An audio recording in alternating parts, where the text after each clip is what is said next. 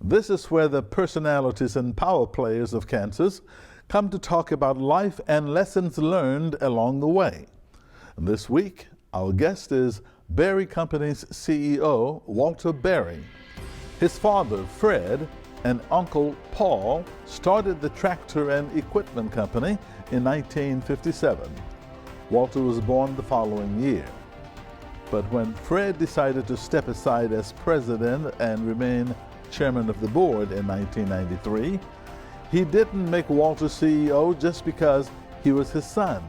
By then, Walter had built up an impressive resume, beginning with a Master's of Business Administration from Indiana University.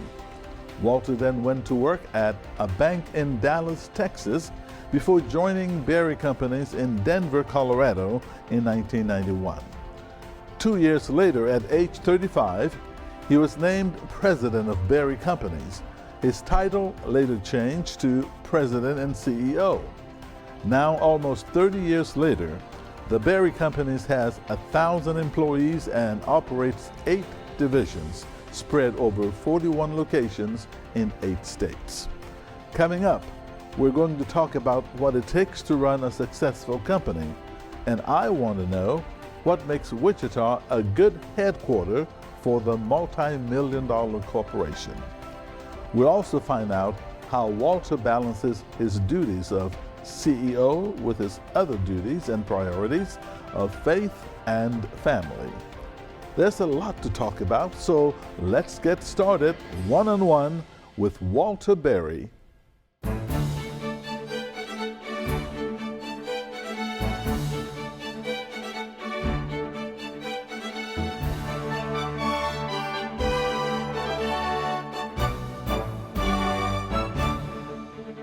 Hello and thank you for joining us. I'm Victor Hogstrom, and I'm delighted to welcome Berry Company's CEO, Walter Berry, to the program.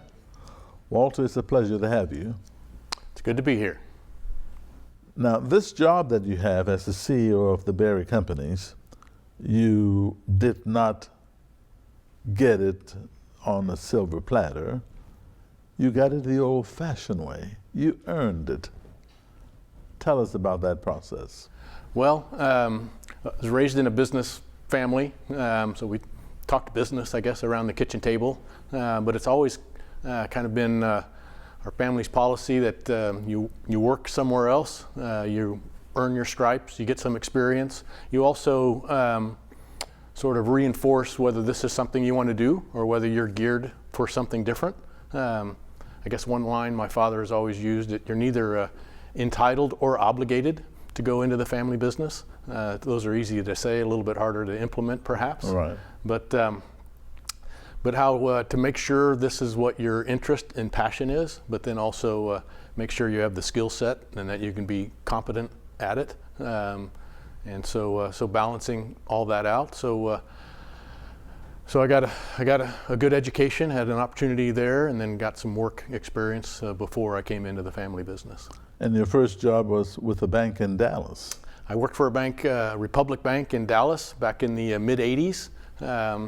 Back in the time when, I don't know if there was ever a billboard, but we thought there should be a billboard. It's Monday, do you know who owns your bank? There was a lot of turnover in banking back then. But I went through a general training program and then ended up in a more specialized group, insurance lending specialty group within the bank. So let's come back to your personal life, your growing up days. What was childhood like? Well, I was born and raised here in Wichita. Went to collegiate for all 12 years, from first grade through senior year. Wichita is a great community. I've always valued it, but I have had a chance to live other places. Went off to college in Nashville, Tennessee, undergrad, and then graduate school at Indiana University in Bloomington. And then the first job was in Dallas, Texas. But being raised here, great family values, lots of things to do. I guess one of the advantages of going to collegiate for me, it was a smaller school, so I could play sports. I wasn't skilled enough, I wouldn't have been able to play sports at most public schools. So I got that kind of team experience, which was good for me. So despite what your father said, about working somewhere else first, as you were growing up, were you planning then to become the head of Berry Companies? Well, I was not planning to become the head of Berry Companies. I always had an interest in business. I'm not sure I knew how much interest I had in the family business until I'd worked for the bank for a while. My wife and I came back up here on a Labor Day, and my father said, "We're expanding in Colorado. Would you like to go to work for us in Colorado?" Unfortunately, I said yes, and then I bounced the idea off of my wife, and she said I might have gotten those in the wrong order. But it all worked out, and we ended up moving from Dallas to Denver, and that's how I started my career in the family business. Now, before we continue, you talked about your wife, and tell us about your wife. How did you meet, and your family? So my wife and I went to high school together. We started dating my senior year. We're the same age, but she was 1 year behind me in school. So I went off to school in Nashville, and then she followed me there the following year. And at first we thought we'd wait till we graduated from college to get married, but being off in Nashville and being that far away, we kind of came to the conclusion maybe we should get married before we went off to school. So we got married after her senior year in high school when we had just turned 19. And so immediately, I got married in August, and then she immediately moved 500 miles away from home for the first time to be away from her family. So it was an interesting experience. At the time, of course, we thought we knew everything, like most 19-year-olds did. But we've been blessed, and God's watched after us, and we've had a great life together. It'll be 44 years this year will be our anniversary. So children? We have 4 children, 3 boys and a girl, and the 3 boys are all involved in the business. Our daughter has a master's in family business counseling, and so I've often thought her master's degree might be more useful for our business than an MBA. But she's here in town. She works at HopeNet 1 day a week as a counselor. But we have 11 grandchildren. So our oldest son has 4, our daughter has 4. Second son has 2, and then our son who lives in Dallas, they just had their first one in December. So well, a lot of great grandkids, and we love having them around. So, congratulations. Thank you. So let's go back to your professional life for a second. You obtained the MBA from Indiana University. Why did you want that degree? You must have had something in mind. Yeah, I wanted a postgraduate degree. I've always been interested in business, and as I went through college, I was a business and finance undergrad, and as I got into more business classes, I enjoyed them more and more. So I wanted to pursue more of that education before I went to work in the business community. So one of the things I was looking for, again, was an experience before, was working at a bank where I could get a broad experience, and Indiana had a great reputation as a economical MBA with a good reputation to potentially to get a job in the banking community. So that was one of the things that drew me to Indiana. So, Walter, what does it take to run a successful company, in your opinion?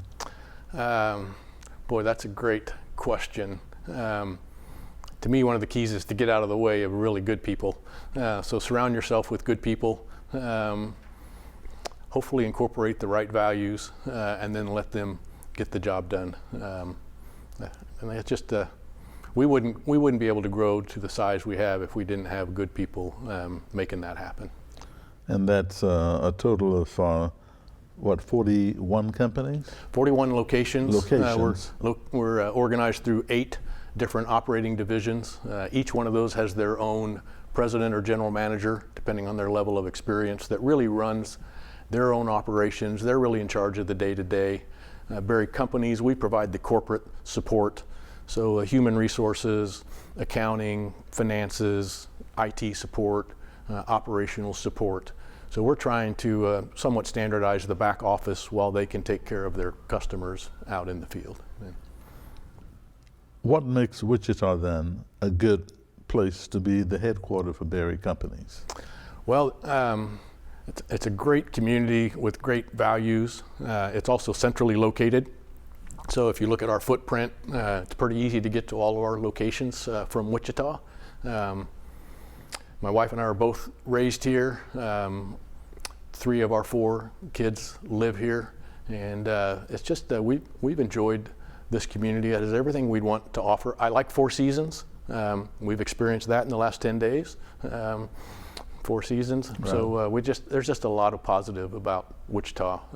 I'm 10 minutes from work and not an hour and a half from work. So, but thoroughly enjoy it. So how do you balance your life as a CEO and your family and spiritual life? You're a Presbyterian. Presbyterian, yes. Active in our church. That's a great question because it does take balance. That's something we've tried to incorporate into our business, that the balance is important. So I think having a good support group so that I don't have too much responsibility on me, so we delegate that out. We are far-flung, but we own an airplane and I'm a pilot, so I can spend a day in Houston and then be back in time for dinner. So tried not to be gone too much when the kids were. It was an important time for them. So just, I think, keeping that in mind and keeping the balances and learning to say no to a few things, not something I'm definitely very good at, but keeping those priorities in line, and like you said, the faith side of things is kind of the cornerstone to the whole thing. If you leave that out, all the other pieces start falling apart. Now, your father was on this program about a year ago. He talked about a faith-based service that he offers the community through his company. What say you? Well, our business is based on a lot of biblical principles. We may not have a Bible verse over the front counter when you walk in the building, right. But the general, how we value our employees, how we want to give them authority, how we want them to make decisions on their own, how we balance family. Part of that I've reminded our employees on several occasions when they have something going on in their life. You're here to support your family.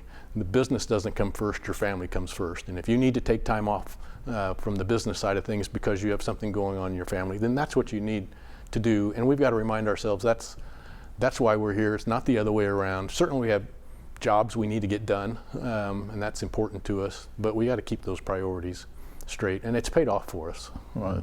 Your father also said a lot when he was here, very philosophical man, to be a 91-year-old man, or maybe 92 now. 92 right? now, yeah. Let's take a look at a clip that of what he said when he was here. My happiest moment in life was or is? Well, I've had a lot of happy moments, fortunately, because I've been blessed, as we keep saying. But if I had to pick one, it would be my wedding to Suzanne Nicol Berry. As I said, father born in Scotland on Nichols Hill. And she just has enriched my life and therefore our family's life. I am most proud of? Oh, my family. My family, yes, those 4 children and their grandchildren. We have 17 grandchildren, and as of 2 weeks ago, now 19 great-grandchildren. What is the best advice that you have to give to young people today in about 15 seconds? Find what you really love to do, and something you really get satisfaction in, and find a way to make a living doing it. You may need a little creativity, you may need some mentors to help you, and then get really good at it. Become good at something. Right. And make an effort, study, practice, not just go to work. And where you get a great satisfaction out of doing something that is also a breadwinning occupation, support a family. In other words, don't become a jack of all trades. Yeah. No. Focus. Focus, sold right. on that. Right. Yep. Mm-hmm. And your reaction? Well, I think he's right on the mark. Find out something you're good at and have a passion for, but that also can give you a living. You can have a passion for something but you can't support your family. That's not very functional in the long run. But I think that's really important. what you care about, what you're good about, what you have a passion for will keep you motivated through your life. I've seen it in my son-in-law who has a woodworking business, and he worked for us for a while. We loved having him in the family business, but the truth is we didn't have a job for him that was creative enough. And now that he's working on his own building furniture, he's just much more excited about it, much more satisfied, and he's good at it too. So I think that's very important to do. I think it's tough for young people to know what all is out there, and we don't do enough, I think, to help them figure out what is their skill set, what might they fit in. Well, you want that balance. We're not trying to pigeonhole them into something, but I think we could do a better job of exposing them to what all is out there so they could find out what their passion is, and I think that would be beneficial to them in the long run. What do you love about working in the tractor and equipment business? Oh, it's such a smorgasbord. I like the analytical side. I'm pretty numbers oriented, but I also like working with people. We have great customers that love watching stuff being built. So that combination of kind of the analytical side along with the human resource people side of things, certainly we never get bored. Every day is a little different for me. I don't get in a rut. And my father has also taught me, I get a lot of satisfaction from watching other people be successful. He's always been a great coach, where you stand on the sideline and you're not in the game necessarily. And as I get longer into my career, I guess, that coaching becomes more important in getting the satisfaction from watching other people be successful. So is there a child or a sibling that is next on line to take over the company? Boy, when you retire, maybe 10, 15, 20 years 20, from now? 30 years from now. 39, yeah.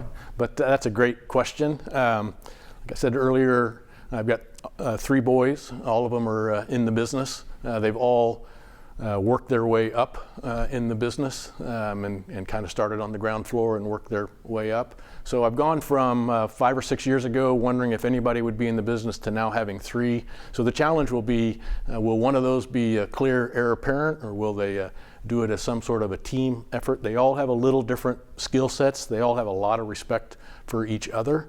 So to be quite honest, that's really the next challenge for me, is to figure out that structure. We have 2 of the 3 now are working at our corporate office in corporate roles. The youngest one is down in Dallas as one of our branch managers. So I don't have a definitive answer for them. So if they're watching this right now, there's no surprise for them. But that is something we'll be working on, and I'll use other people on my team as well to help evaluate that and look at it and see who might fit best in which role. But I think I was taught by an advisor once that if we don't focus on the competition between each other, but we focus on what does God have in store for us, what's His plan for us, we'll be better off in the long run. So hopefully, if I can instill that on them, what does God want them to do, as opposed to how they might compete with their sibling?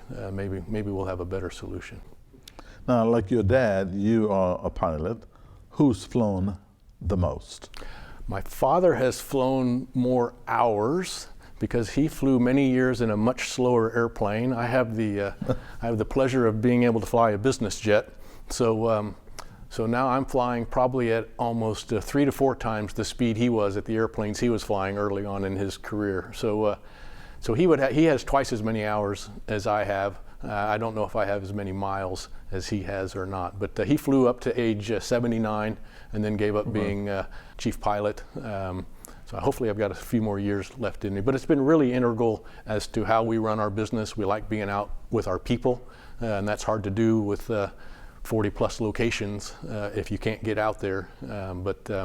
So that's how we use the airplane. The airplane we have today is the 21st airplane that's been in the company business. So I was basically born and raised in an airplane, so it's come natural to me. Right. Where do you see yourself in 10 years? That's a great, 10 years, the next 10 years there's going to be a lot of change. I'll be, I don't know if phasing out completely, but certainly stepping back and handing over more responsibility, just as my father did. And certainly in the next 10 years, we will have needed to sort out what is the structure for the future. But my wife and I like to travel. I look forward to that. Maybe a little bit easier pace, spending more time with grandkids, those types of things. You are CEO of the company and your father is chairman of the board. So are you going to, would that be the next position you'll move into? That probably will be.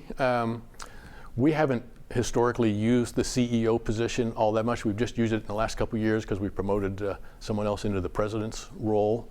So whether I'm CEO or chairman emeritus or whatever the case may be, I hope I can have some role in the business, keep my head in the game. Right. I'm not a firm believer of a retirement date and you're off in the sunset and then you're not involved. And nothing to do. And nothing to do, right. So Right. my father's line has always been that he added retirement to all his other duties. So Okay. at 92, he still will not admit that he's retired. And, Right. I've kidded him for years. I've given him luggage over and over again. He uses it, but he comes back. As Christmas gifts. As Christmas gifts, and so I have an agreement with my oldest son. If he ever gives me luggage, I'll know exactly what that means, and it's time for me to move on. So hopefully that won't be the case, or it'll be a small duffel bag or something like that. So what does it mean to be a Berry in Wichita? Oh, that's a great question. Wichita's been really good to our family. My father taught me to give back to the community, and so we've tried to do that and make this a better community. It's not just because it's in our best interest that this be a great community, but I want to live in a good community. I want our employees to live in a good community, and what part can we play to help to contribute that? My father set a pretty high mark moving here in '57, and he immediately got involved in the community, and so it's important for us to recognize that and not take things for granted, but to give back. That's important to us. Now, you seem to have had everything you ever needed in life. Went to great schools, very educated, president of the Berry companies. What has been the biggest challenge of your life? Oh, that's another good question. Certainly from some perspective you can look at it and say I've been very, very blessed with all those things, but we all have challenges. I've had challenges in my life. My wife's had some health challenges from time to time, kind of reminding ourselves of our faith and who we report to and who we're responsible to and who we honor. But I think we all grow up with different challenges and how to get better at, and certainly I started out with many advantages, but trying to keep that in perspective, still had to work hard, and it's a challenge in today's business to be successful and stay ahead of the regulators and keep things going. But I think the faith is the biggest thing that kind of kept my family and I focused. So you grew up in Wichita a few years ago, and now it's today. We're in this is 2021. How has your philosophy of life changed as you got older? Well, I think focusing more on the long term. I mean, I guess when you're in your 30s and 40s, you're pretty consumed with raising your family and keeping the business going. I think as you get a little longer, you can start seeing, okay, maybe there is an end to this at some point in time. So what's really important in your life and getting those priorities straight, and then thinking through if it's desire to perpetuate the company, which is the next generation, what are the steps that need to be done to do that. Every day there's challenges to keep the business going, but looking at what are those long-term priorities. Really fortunate in that my sons and daughter all have a great perspective on life and have to some degree higher values than I do. So kind of keeping to review that, stepping back, maybe I do more thinking about what is our vision and mission, where 30 years ago you were in the trenches getting the job done. You weren't really thinking about the vision and the mission. You were just trying to get every day accomplished. So trying to think a little bit more forward, doing that a little bit less hands-on than I was, I think is part of that perspective change. One more question, what excites you? Oh, the future excites me. I try not to watch the evening news as much as I probably do, because there's lots of things that can get you depressed. But we live in a great society. My kids have great values. I'm surrounded by really good employees. I don't think the business of building stuff is going to change. How we do it may change. So I think our industry is in good stead long term.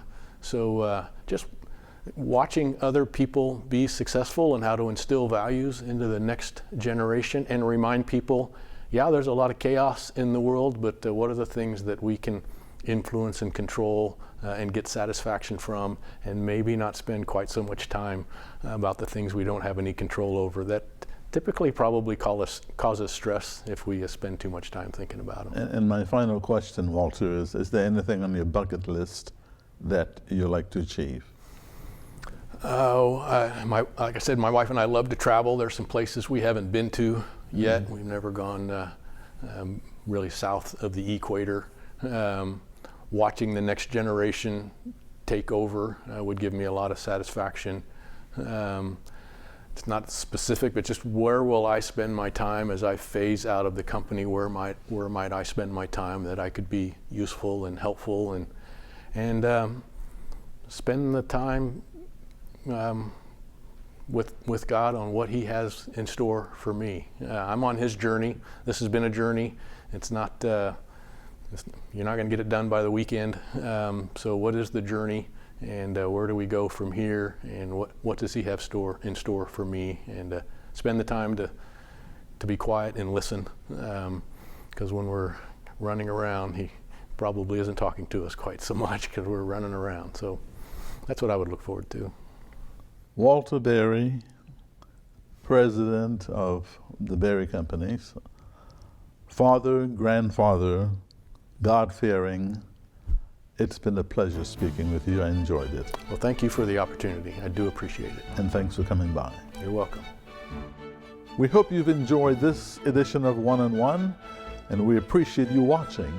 Send your questions or comments to oneonone@kpts.org. I'm Victor Hogstrom. Take care, and I'll see you again next time.